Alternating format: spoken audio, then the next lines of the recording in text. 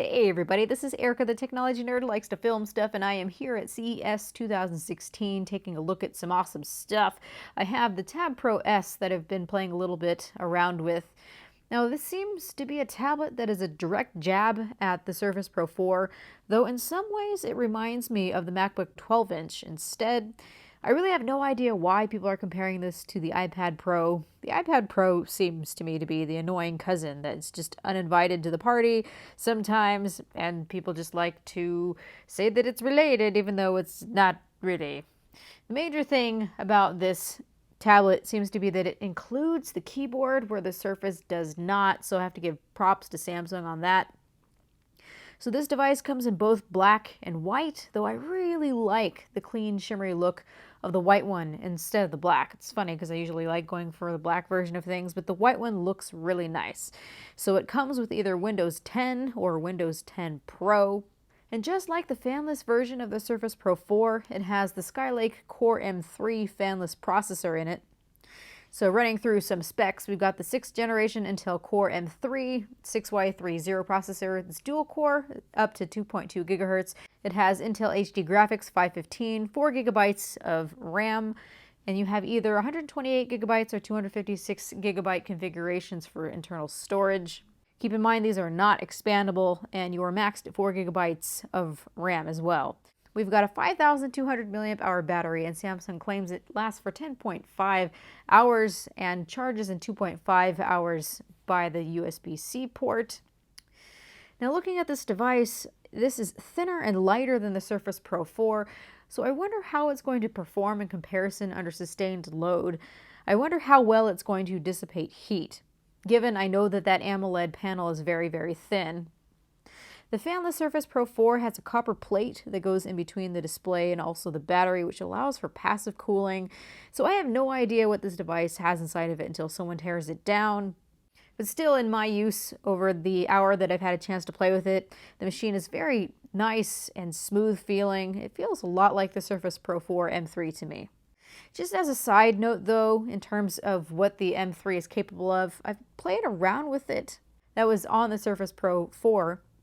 I could see that it can handle some basic photoshopping and also some basic video editing. We're talking about 1080p type content. So a major issue that people are going to have, especially when wanting to use Photoshop, is that this only has 4 gigabytes of RAM maximum. So as I mentioned, we have 128 gigabytes or 256 gigabytes of storage.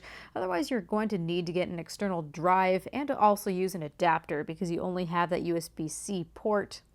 The biggest thing about this product is that it has an AMOLED display, and Samsung is very proud of this since they say this is the first AMOLED display that's ever been on a laptop. It's 12 inches, it's 2160 by 1440, and this display is beautiful. I have to say, I'm really happy that this does not have a pentile arrangement. This is the same arrangement as the Tab S 10.1. So thankfully, not pentile. It actually does look high resolution. It's got 3 subpixels per pixel. Now looking at the calibration, just very basically of this display, I can see that it's very oversaturated. It's going to be that way out of the box. And I can see that skin tones, especially when firing up shows like something on Netflix, Chuck for example, skin tones look really quite reddish, and that's due to the oversaturation. But since this is a full Windows machine, I would be really curious to see if someone could create a calibration profile for it and see how it looks. So taking more of a look around the device, the frame, the sides are made out of a magnesium alloy. On the top we have the power button, we've also got the volume rocker, we've also got what look to be 2 microphones. On the front we have the ambient light sensor and also a 5 megapixel camera. On the bottom we have the port to dock the keyboard on. On the left hand side we have a button to click for activating the Windows menu and also a speaker. Then on the right hand side we have the standard headphone jack, the USB Type-C port, and also a speaker.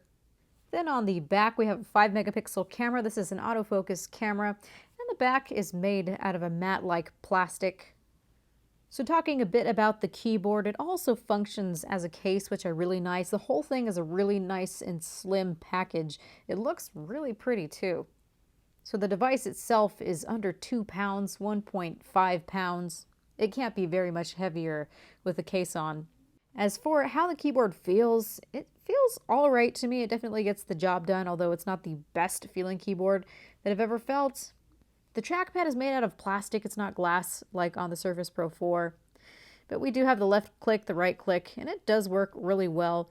What I really like, though, is how I'm able to stand it up in a couple positions. So we have one where it's laying flat, so kind of in lap mode, and then we can make it sit upwards so that you can watch content.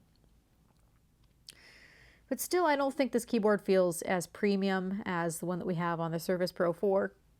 But it's included with it. I really can't complain, and the package together is really nice. I was also told that there is an optional Bluetooth pen that's in development, and the display is going to allow for 1,024 degrees of pressure, so I'm curious to see that when it comes out. That really looks like the Surface Pro 4. There was nothing on site to play with, unfortunately, since this is still in development. So I think this gives the Surface Pro 4 a run for its money, kind of, although it doesn't have all the ports that the Surface Pro 4 does. And this is where it reminds me of the MacBook 12-inch. It's kind of reminds me of the MacBook 12-inch and in between the Surface Pro 4. I can't say that I'm really excited about this yet, though, because I don't know how much this is going to cost, and they're not going to let us know. So hang tight on this one. I think this is a really nice device. It feels great. I think the quality is really nice. It's beautiful, and it's fanless, and I'm actually really quite a fan of fanless devices. It is all banking on the price, though. And you have to decide whether or not the USB-C port limitation is going to bother you or not. So thank you everybody for watching. This has been Erica, the technology nerd who likes to film stuff. Please rate, comment, and subscribe. And I'm going to be having more CES videos uploaded shortly, hopefully. So goodbye.